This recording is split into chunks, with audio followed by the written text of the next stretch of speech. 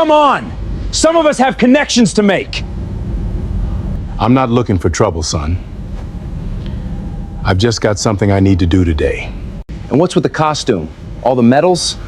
Let me guess, big war hero. My brother-in-law buys that same gear online. Please, just leave me be. You ever hear of stolen valor, pal? Grown men buying medals they never earned. So which one are you? Sir, stop talking right now. Do you have any idea what that blue ribbon is? It's the Medal of Honor. It's a costume, kid. There is a flag-draped casket in the cargo hold of this airplane. And the man you just called a fraud is the soldier bringing that boy home. I didn't know. That's exactly the problem. Get your bag. You're not flying on my plane today. Take your bag and get out of my plane right now. The old man wasn't moving fast enough for the guy behind him. That was how it started. That small. A line at a jet bridge. An old black man with a cane, taking his time, and an impatient man in an expensive jacket 2 steps behind him, sighing loud enough for everyone to hear. The old man wore a faded cap, dark blue, gold letters across the front, worn soft from years of handling. The cap said, Vietnam Veteran. He had a small cloth pouch in his free hand.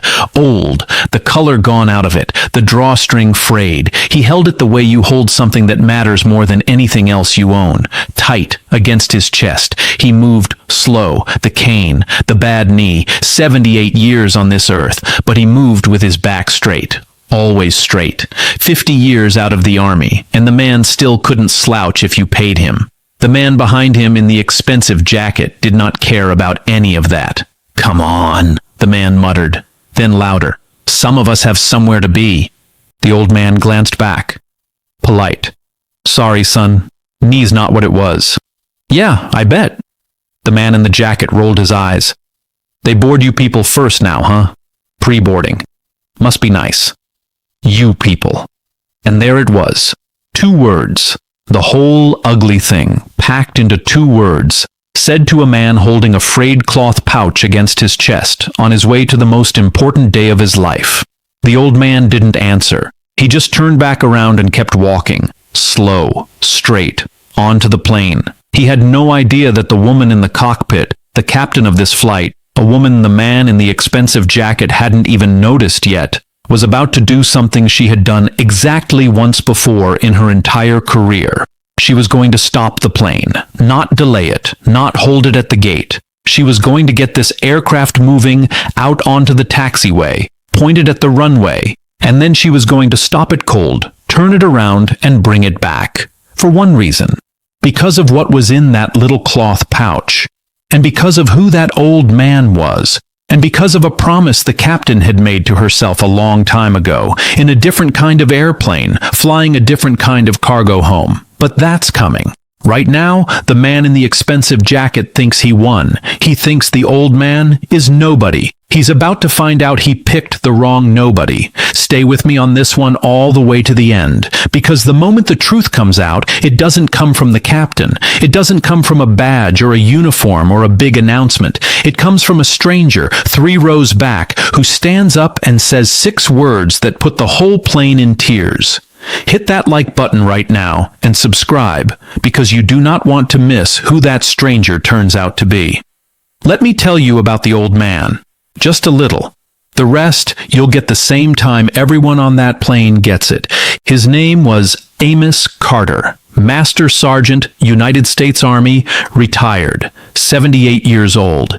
He'd been drafted at 19, a kid from a small town who'd never been on an airplane in his life until the one that flew him to a war he didn't choose, in a country he couldn't find on a map. And in 1969, in a valley on the other side of the world, Amos Carter did something. We're going to come back to what he did. I'm going to make you wait, the same way the plane is going to wait. But I'll tell you this much now. Whatever Amos Carter did in that valley, the men who were there said there should have been a medal for it, the highest one. The one the president hangs around your neck himself. There wasn't. Not in 1969, not in 1979, not in 1989. The paperwork got lost. The recommendation got downgraded. A white officer got a commendation for the same day's fighting, and Amos Carter got a handshake and a ticket home. Everybody who was there knew why. Amos never said a word about it, not for 50 years. He came home, he married a woman named Della, he drove a city bus for 31 years. He raised 3 kids and buried his wife. And he never once told anybody what happened in that valley, because the men who could have backed up the story were mostly dead, and the men who buried it were the ones with the pens.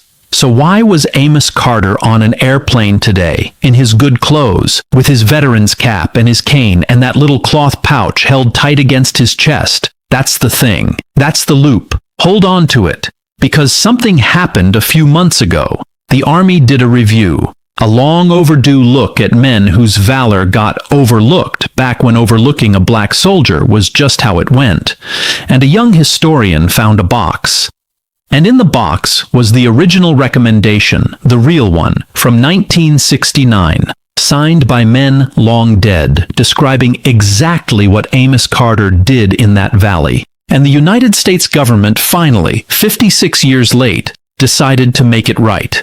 Amos Carter was flying to Washington, D.C., to stand in a room, to have the President of the United States hang the Medal of Honor around his neck. The man in the expensive jacket called him "you people" and rolled his eyes at him for boarding first. The man in the expensive jacket had no idea he was standing behind the most decorated person who would set foot on that aircraft all year. A man about to receive the highest honor this country gives. But Amos didn't lead with that. Amos never led with anything. He just held his pouch and took his seat and looked out the window, the way he'd looked out the window of that first Army plane 59 years ago. A quiet man, easy to overlook. People had been overlooking Amos Carter his whole life. It had never once cost any of them anything. Today, it was going to cost a man everything he had. Now let me tell you about the man in the expensive jacket. It won't take long, because there isn't much there. His name was Brent Halloran, 50s, regional sales, some company that sold software to hospitals. He flew a lot. He had status with the airline, the little card, the early group, the lounge, and somewhere along the way, Brent had started to believe that the status made him important, that the lounge made him better, that the world owed him a smooth, fast, frictionless path, and anybody slowing that path down was, by definition, in his way.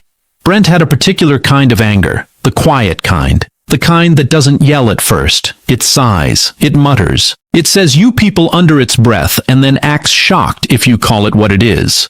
And Brent had looked at Amos Carter, the cane, the slow walk, the worn cap, the dark skin, and Brent had done the 3-second math that men like Brent always do. Old, slow, pre-boarded. Probably didn't pay for it. Probably one of those people who gets things handed to them. Every single piece of that math was wrong. But Brent didn't know that, and worse, Brent didn't care to know it, because being wrong about a person would mean the person was real. And Brent had decided, somewhere in the jet bridge, that this old man wasn't quite real. That's the thing all these men have in common. The bank manager, the real estate agent, the police chief's son. They look at a person and decide they're not quite real. Furniture, an obstacle, a them, and it works. Most of the time, in real life, it just works. Nobody stops them. Today, somebody was going to stop him. And she was sitting in the cockpit with 4 stripes on her sleeve, and Brent hadn't even glanced at her when he boarded. Amos found his seat, 14C, on the aisle. He set his cane against the bulkhead.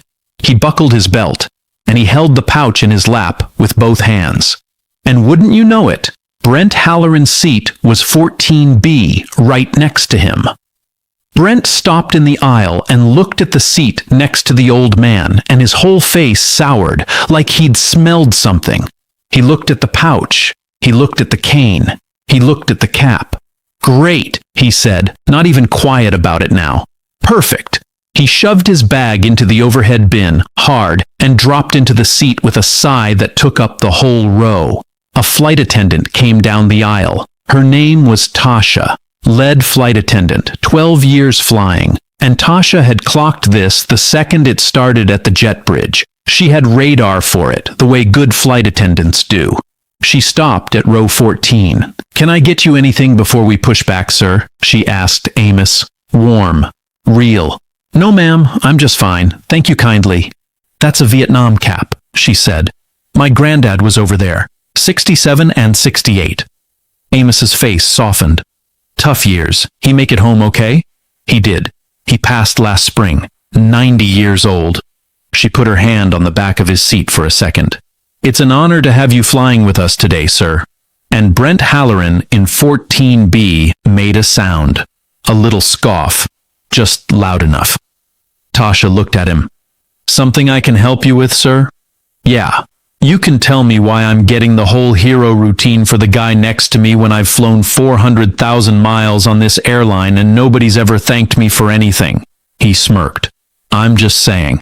Everybody wants a parade now. Pin a cap on, board first, get the special treatment. My grandfather served too, you know. You don't see me asking for a medal."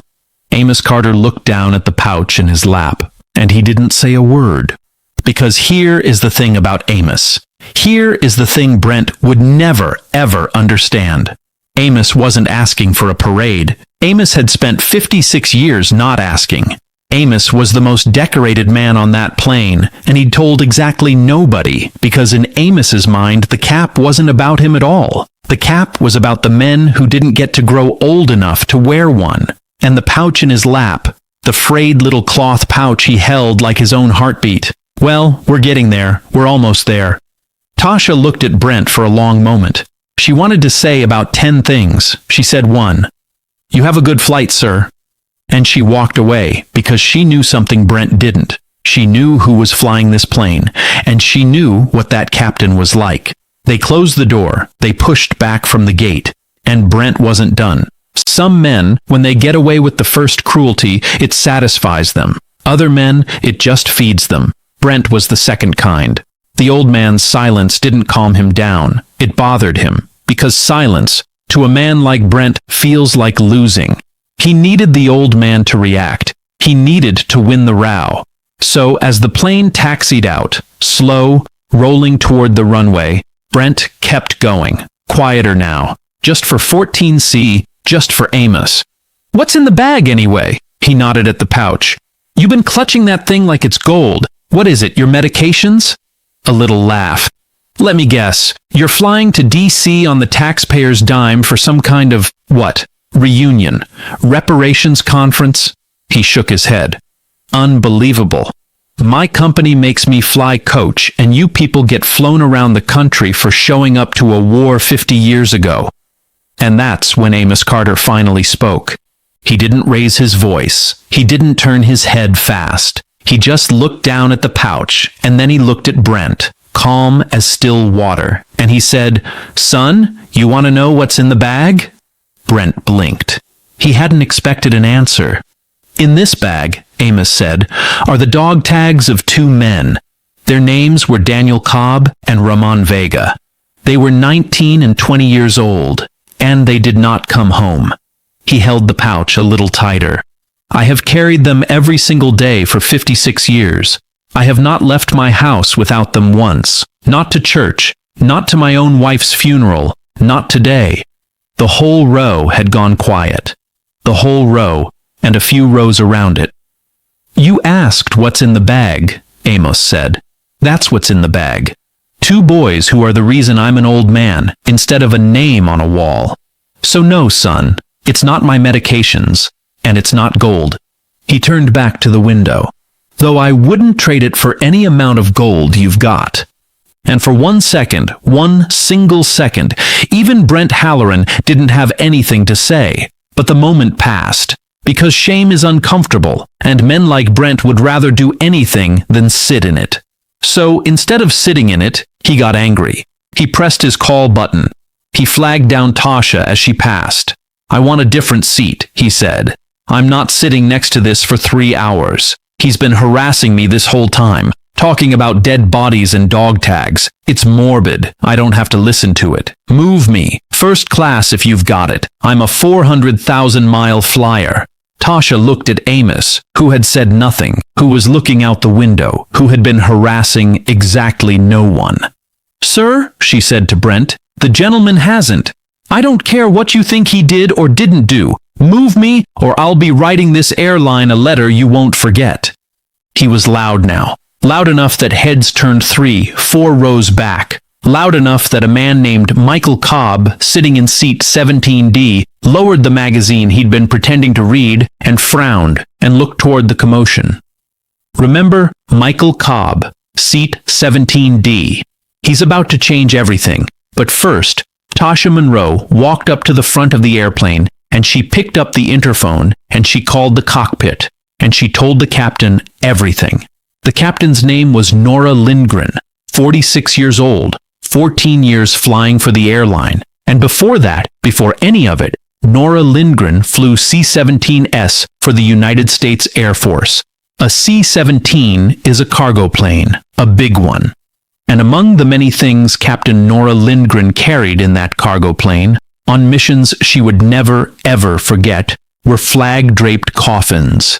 They call it a dignified transfer. When a service member is killed overseas, somebody has to fly them home. And there are rules, sacred ones. The coffin is never left alone. It is carried with honor. Hands are placed on it. Salutes are held until arms shake. Because the whole idea, the entire promise the country makes to the people it sends into harm's way, is that we do not leave you behind, and we do not let you come home as freight. You come home with honor, or the whole thing means nothing. Nora Lindgren flew the dead home 11 times in her Air Force career. She had stood on a cargo ramp at 3 in the morning and held a salute until she could no longer feel her arm, for boys younger than she was. She had handed flags to mothers. She knew exactly what it cost, and exactly what it meant, and exactly what we owe the ones who go. So when her lead flight attendant called the cockpit while the plane was taxiing toward the runway and told her there was a passenger berating a Vietnam veteran, mocking the dog tags of his fallen friends, demanding to be moved away from him like he was something diseased, Captain Nora Lindgren keyed the radio and spoke to ground control. Calm, flat. The voice of a woman who had made hard calls in worse aircraft than this. "Ground, this is Flight 2210. We need to return to the gate. We have a passenger situation that needs to be resolved before departure." There was a pause. Then ground control. 2210, confirm. You want to return to gate? Affirmative. Returning to gate. And the big jet, already lined up and waiting for its turn at the runway, slowed, and stopped, and began, slowly, to turn around. The whole cabin felt it. You always feel it when a plane that's supposed to be taking off starts going the wrong way. A murmur went through the seats. What's happening? Are we going back? Is there a problem? Brent Halloran felt it too. And Brent, God help him, Brent thought he'd won. "See," he said, loud to the whole cabin now. "They're taking it seriously. They're going back to deal with it." He shot a smug look at Amos. "Should have just kept to yourself, old man." He thought the plane was turning around for him. It was, just not the way he thought. A businesswoman across the aisle groaned. "Are you kidding me? We're going back? I have a connection." She glared down the row, and her glare landed, of course, on Amos, the quiet old man at the center of the fuss. "Whatever this is, can you people just settle it so we can fly?" You people. Again. The math is contagious. But this time, somebody answered her. The man in 17D, Michael Cobb. He'd been listening.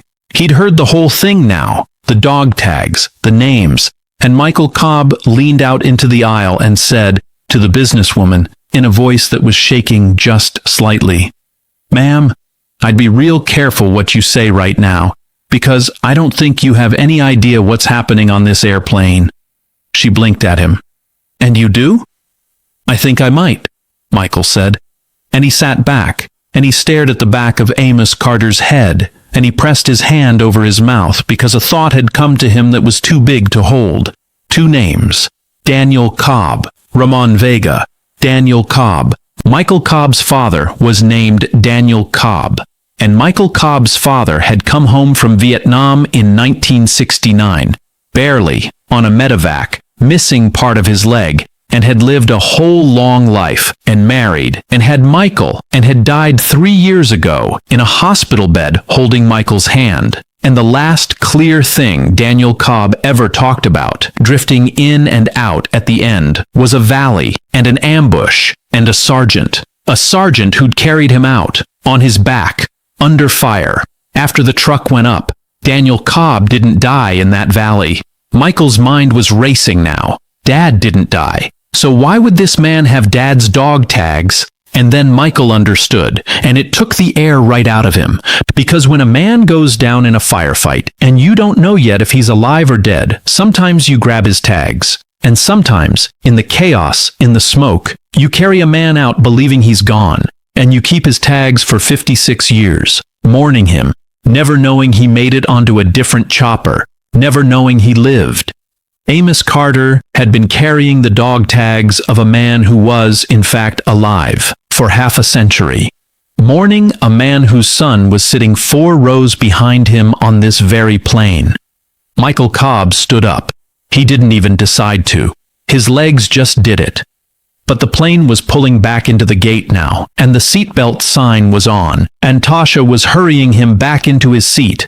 And there wasn't time, not yet, because the door was opening, and the gate agents were coming aboard, and they were coming for Brent. Hold that. Hold Michael Cobb on his feet with his hand over his mouth. We're coming back to him. I promise you, we're coming back to him. The jet bridge connected. The door opened, and Captain Nora Lindgren herself came out of the cockpit and walked down the aisle. She didn't rush. 4 stripes on her sleeve, hat squared, the walk of a woman who'd flown the dead home and was not today in the mood. The cabin went silent as she passed. She stopped at row 14. She looked at Amos Carter first, and her hard face did something gentle, just for a second.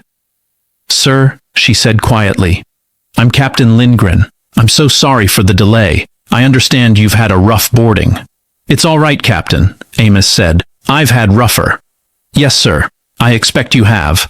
She straightened up, and then she turned to Brent Halloran, and the gentle went away. "Mr. Halloran." Brent sat up, smug, ready to be vindicated. "Captain, finally. Look, I appreciate you taking this seriously. This gentleman's been making me very uncomfortable, talking about Mr. Halloran." Nora's voice didn't rise. It got quieter, which was worse. "I turned this aircraft around for you. Do you understand that? I took 160 passengers back to the gate because of you." Brent smiled. I appreciate. You're getting off my airplane." The smile fell off his face. "What?" "You're being removed from this flight." Nora nodded to the gate agents behind her. "These folks are going to walk you off, collect your bag, and the airline will sort out your travel from inside the terminal. You are not flying with us today." "You can't, me?" Brent's voice cracked up an octave. He was the one. I'm the one who complained. I'm a 400,000-mile flyer. You can't throw me off for. "I can, and I am." Nora leaned down, one hand on the seat back, and she spoke just to him, but the silent cabin heard every word. "Let me tell you what I do know, Mr. Halloran. I know that before I flew this jet, I flew C-17S for the Air Force. And I know that 11 times I flew home a flag-draped coffin with a kid inside it who went and did what their country asked, and came home as a hero, with hands on the box and a salute that didn't drop until the family had them. 11 times. I held that salute until my arm went numb, because that is what we owe them, every single one of them." She glanced at Amos, then back at Brent. "And then I land my nice civilian airplane, and I find out one of my passengers spent the whole boarding sneering at a man who carries his dead friends in a pouch on his chest, mocking him. You people, asking if it was his medications." Her jaw tightened. "Sir, that man has done more for this country with his worst day than you, and I will do with our best ones. And I will not fly an airplane that has him sitting in it and you disrespecting him in it. So one of you is getting off, and it is not going to be the veteran." Brent's mouth opened and closed. He looked around the cabin for an ally, for one face that agreed with him. There wasn't one. 160 people, and not one face looked away to spare him. Even the businesswoman with the connection was staring at her own lap, ashamed she'd ever opened her mouth. The gate agent stepped up. "Sir, let's go. Grab your bag."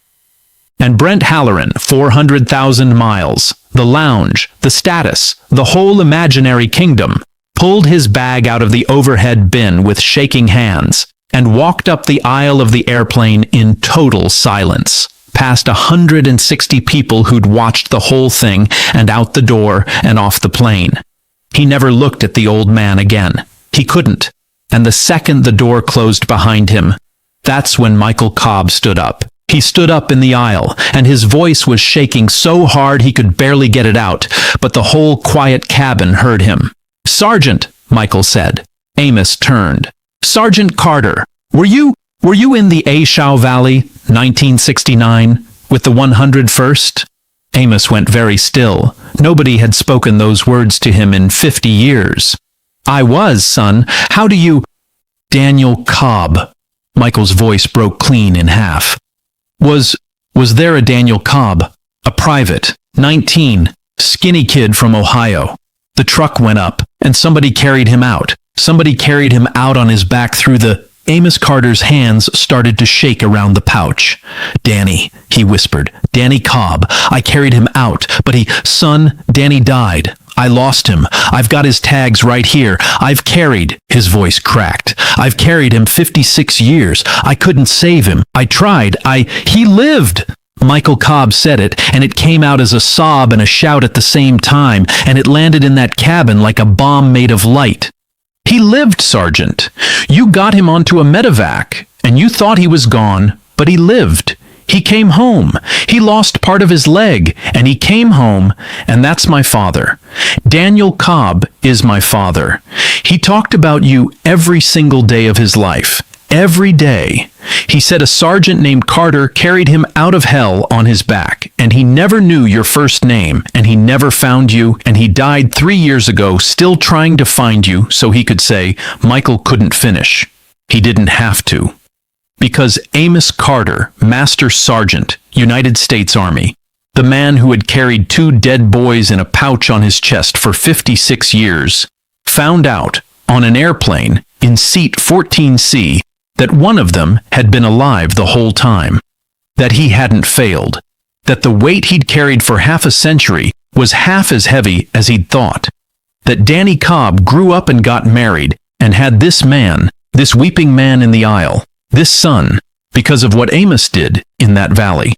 Amos Carter put his face in his hands over the pouch and he wept, an old man weeping 56 years late. And Michael Cobb came down that aisle and knelt in the airplane aisle next to seat 14C and put his arms around a total stranger who was the entire reason he had ever been born. And the cabin, 160 strangers on a delayed flight, did not groan about the delay, not one of them. They stood up, row by row, the whole airplane stood up, and they did the only thing there was to do. They put their hands together.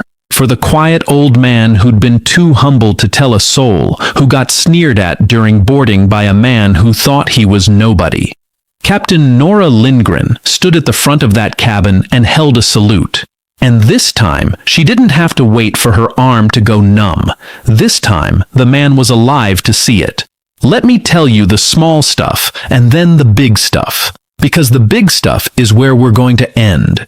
Brent Halloran sat in the terminal for a long time. The airline rebooked him, eventually, on a much later flight, in a much worse seat. But the part that follows a man like Brent isn't the seat. It's that 160 people watched him get walked off an airplane in silence for mocking a Medal of Honor recipient.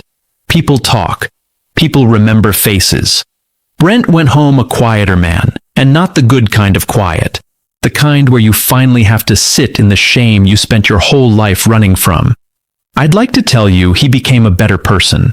I don't know if he did. Some of them do. Some of them just get smaller. That's between Brent and the mirror now. The businesswoman with the connection found Amos before they finally took off. They did take off, only 40 minutes late, and she crouched by his seat and apologized, real tears, for the you people she'd thrown without thinking. Amos took her hand and forgave her on the spot because that's who Amos was. He'd been forgiving people his whole life for not seeing him. One more didn't cost him anything. Tasha Monroe, the flight attendant, she sat with Amos and Michael the rest of the flight, brought them coffee, listened to the stories. She wrote it all up for the airline, every word, the good and the bad. The airline gave her a commendation. She framed it next to a photo of her granddad in his own Vietnam cap. And Captain Nora Lindgren, she did one more thing before that flight was over. She got on the PA, the whole cabin, and she said, "Ladies and gentlemen, I want to introduce you to the passenger in 14C. This is Master Sergeant Amos Carter, United States Army. In 2 days, the President of the United States is going to place the Medal of Honor around his neck for what he did in 1969, an honor this man earned 56 years ago and should have had 56 years ago." A pause. "It is the privilege of my career to fly him to Washington. Thank you for your patience today. We turned around for the right reason." The cabin stood up again. They couldn't help it. 2 days later, Amos Carter stood in a room in Washington in a new suit, his 3 kids and 7 grandkids watching, and the President of the United States hung the Medal of Honor around his neck. And when they asked Master Sergeant Amos Carter to say a few words, he didn't talk about himself. Of course he didn't. He reached into his pocket and he took out the frayed little cloth pouch he'd carried for 56 years, and he opened it and he held up 2 sets of dog tags. "This medal is not mine," he said in that quiet, straight-backed way. "I held on to these 2 boys for 56 years, thinking I lost them both. 2 days ago, on an airplane, I found out I only lost one. So this medal belongs to Ramon Vega, who was 20 years old, who I could not save. And it belongs to Danny Cobb, who I did save and never knew it until his son found me at 30,000 feet. He looked out at the room, and sitting in the second row, where Amos had insisted he sit, was Michael Cobb, Daniel Cobb's son, crying again. Because the Cobb family doesn't seem to do anything without crying, and honestly, neither will you by the end of this. "A man on that airplane looked at me during boarding," Amos said, "and decided I was nobody. And you know what? For most of my life, this country agreed with him. For 56 years, this country looked at what I did and decided it was worth a handshake and a downgrade." He touched the medal at his throat. "I'm not bitter about that. I'm too old and too tired to be bitter, but I'll tell you what I learned, all those years of being looked through. The people who look through you, they're not measuring you. They're measuring themselves, and their ruler is short. So you let them look through you, and you keep carrying your people, and you keep your back straight, and you trust that one day somebody's going to stand up, in an aisle, in a room, somewhere, and say the true thing out loud." He folded the dog tags back into the pouch, and he held it against his chest, where he always held it. "Somebody always does," he said. "Eventually. You just have to live long enough to be in the room when they do." So here's what I want to leave you with. Brent Halloran looked at an old man for 3 seconds and decided he was nobody. And I want you to notice how normal that felt. The sigh, the eye roll, the you people under the breath. It's so small. It's so ordinary. Men do it every single day, and the plane takes off anyway, and nobody ever turns around. And that's the lie, isn't it? The lie that it's small. Because the man Brent decided was nobody had carried 2 dead boys against his heart for 56 years. Had a medal coming that most soldiers only dream of. Had a stranger 4 rows back who existed only because of what that nobody did on the worst day of his life. You are never, ever looking at nobody. There is no such thing. Every quiet old man in a worn cap is the whole universe to somebody.